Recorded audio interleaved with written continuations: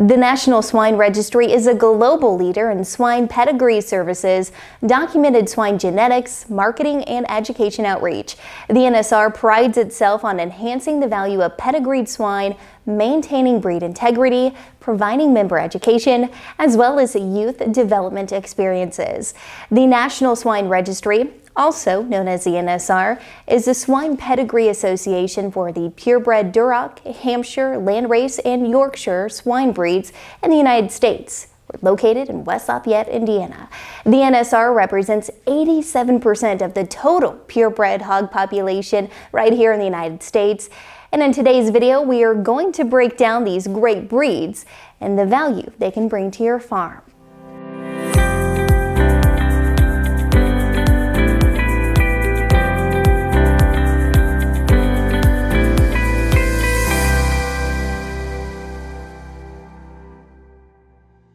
We'll start with our breed history journey with the Duroc breed. Durocs are red pigs with drooping ears. They are the second most recorded breed of swine in the United States and a major breed in many other countries, especially as a terminal sire. Durocs can range from a very light golden, almost yellow color to a very dark red color that approaches mahogany.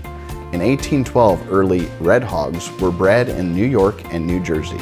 They were large in size, large litters, and the ability to gain quickly with characteristics Durocs possessed from the beginning. The foundation that formed today's Duroc was comprised of red Durocs from New York and Jersey Reds from New Jersey. In 1823, a red boar from a litter of 10, whose parents were probably imported from England, was obtained by Isaac Frank of Milton in Saratoga County, New York, from Harry Kelsey. Kelsey owned a famous trotting stallion, Duroc, and Frank named his red boar in honor of this horse. This boar was known for his smoothness and carcass quality. His progeny continued the Duroc name, and many of them inherited his color, quick growth and maturity, deep body, broad ham and shoulder, and quiet disposition. The Duroc was smaller than the Jersey Red, with finer bones and better carcass quality. Beginning in the early 1860s, Durocs were made from a systematic blending of the two very different strains. This produced a moderate hog that was well suited for the finishing capabilities of the Corn Belt farmer. In 1893, Chicago's World's Fair, Durocs gained wide popularity at the first successful Duroc Hog Show. This was only the beginning of the Duroc popularity and the success which continues today. The first organization for the purpose of recording, improving, and promoting red hogs was the American Duroc Jersey Association, established in 1883. No other breed of hogs made more progress in terms of numbers recorded over a period of years.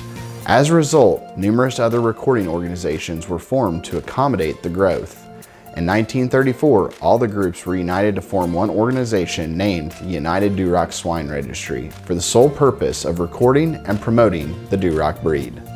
Today, Durocs are the world's terminal sire of choice. Their rapid growth, feed efficiency, robustness, and inherent advantage in meat quality make it unsurpassed in the terms of total system value, from the farm to the consumer's table. Producers in the U.S. and around the world rely on purebred Duroc sires to maximize the profitability of their commercial market hogs. The old slogan, Durocs, they grow on you, hey, that turned out to be way ahead of its time. To evaluate and enhance consumer acceptance and the pork eating experience for consumers, NSR has begun the development of the Certified Duroc Pork program, adding value to pork from Duroc sired pigs. So this program is set to fundamentally change the perception of pork in the meat case, bringing to light the juiciness and flavor Duroc pork brings to the table. Now that we know a little more about the Duroc breed, let's break down the breed eligibility requirements for replacement boars and gilts in the world's terminal sire. Red in color, ears must be down, no white hair anywhere on the animal, no black hair anywhere on the animal, must not have more than 3 black spots on the skin, and none of these spots can be larger than 2 inches in diameter. Must not have any shading or indication of a belt. Must have no evidence of an extra dew claw. Must be stress negative. Must have 6 functional tits on each side of their underline. So let's head over to the Hampshire ring to look at the history of the belt. Hampshire hogs are black with a white belt. They have erect ears. The belt is a strip of white across the shoulders that covers the front legs around the body. The Hampshire, which is a heavy-muscled, lean meat breed, is the fourth most recorded breed of swine in the United States. The Hampshire breed is possibly the oldest early American breed of hogs in existence today. The Hampshire hog, as we know it today, originated in southern Scotland and northern England. These pigs were known as the Old English breed.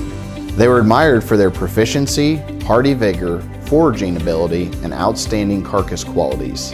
Hampshire pigs were imported into America between 1825 and 1835 from Hampshire County in England. Most of the offspring of these were early importations went to Kentucky, where the breed had most of its early development. The common name for these hogs were thin rinds because their skin was thinner than most of the hogs. The hogs in this area became rather popular due to their hardiness, vigor, prolificacy, and foraging characteristics. Butchers from Ohio traveled yearly into Kentucky to contract a head for these belted hogs at a premium price. These original desirable traits have been further developed within the Hampshire breed, causing steady growth in popularity and demand. In May of 1893, a small group of Kentucky farmers met in Erlanger, Kentucky to form the first record association in order to keep the blood pure in these black hogs with a white belt. The first record association was called the American Thin Rhino Association. The name was changed several times until 1939, the name the Hampshire Swine Registry was adopted. During the 1920s, the breed continued to grow in numbers and in favor. The greatest popularity of the Hampshires did not come until after 1930. Since that time, they have been very popular and have sold for high prices as their genetic value has been documented. Through the years, Hampshires that are still being produced are productive, lean, durable, profitable, and popular at dinner tables. They are in the leader in the lean muscle with good carcass quality, minimal amounts of back fat, and large loin eyes.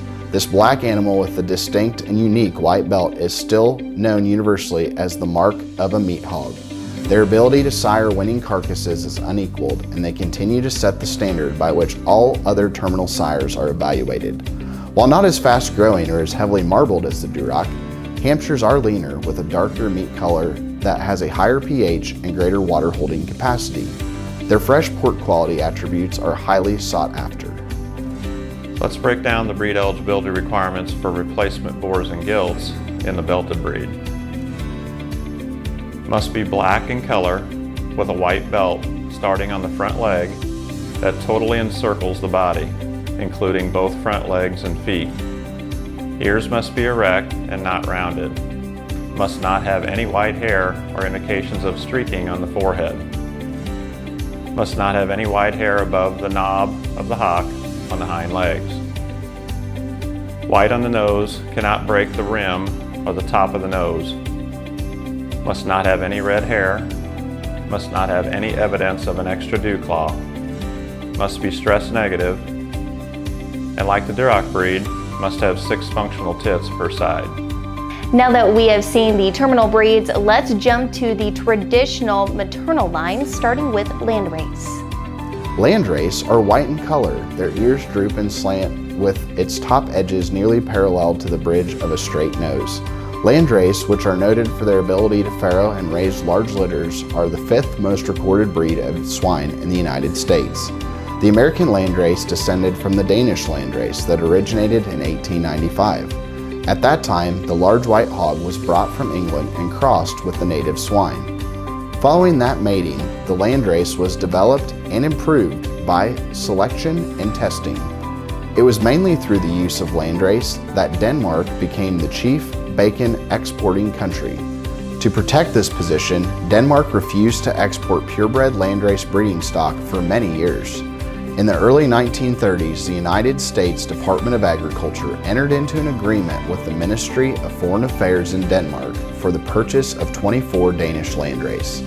This stock was to be used for swine research studies at agricultural experiment stations with the stipulation that this breed would not be propagated as a pure breed for commercial use. During the 15 years following the original importation, Landrace were used in numerous comparisons with American breeds. As a result of this work, 4 new breeds have been registered by the Inbred Livestock Registry Association.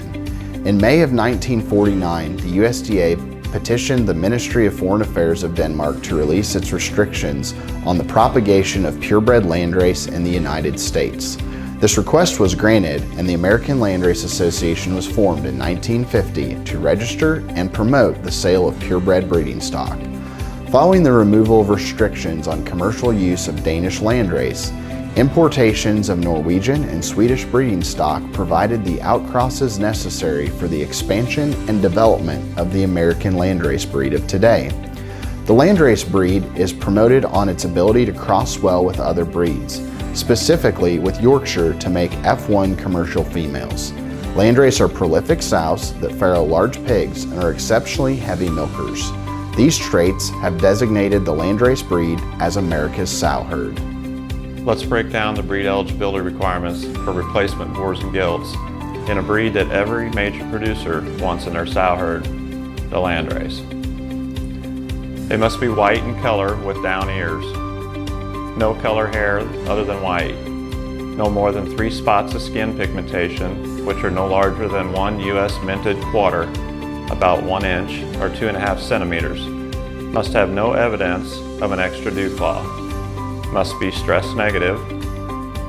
Must not have a hernia or rupture, both scrotal or abdominal. Must not have hermaphrodism. Can't be a cryptorchid. Must have at least 6 functional udder sections on each side of the underline. Pin tits and inverted nipples are not considered functional. And our final breed, known as the mother breed, is the Yorkshire. Yorkshires are white in color and have erect ears. They are the most recorded breed of swine in the United States. The modern Yorkshire is very muscular with a high promotion of lean meat and low back fat, in addition to being very sound and durable. The Yorkshire breed was developed in England in the county of York. Later, the name was changed to English Large White, but it was known as Yorkshire throughout the most of the rest of the world. In 1761, Robert Bakewell became interested in a local tribe of hogs known as the Leicestershire breed, and he molded them into a large, useful hog that became popular in England.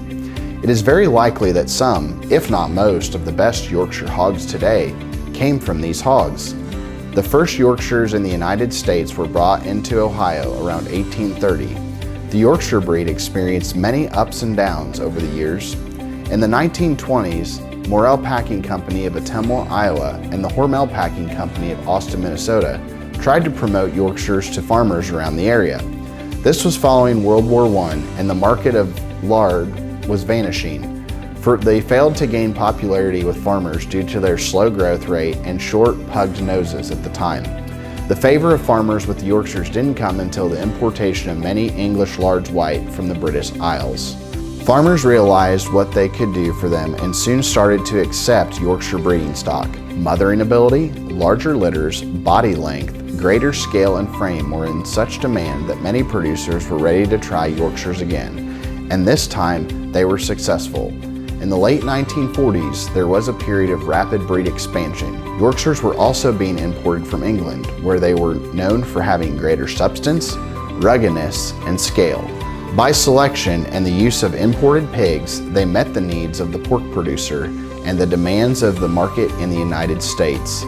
Today, Yorkshires are productive yet more performance-oriented and more durable than ever. The goal of the Yorkshire breed is to be a source of durable mother lines that can contribute to longevity and carcass merit. Yorkshires are mated to landrace females to produce F1 females for commercial production of market hogs. Yorkshire breeders have led the industry in utilization of the Stages genetic evaluation program.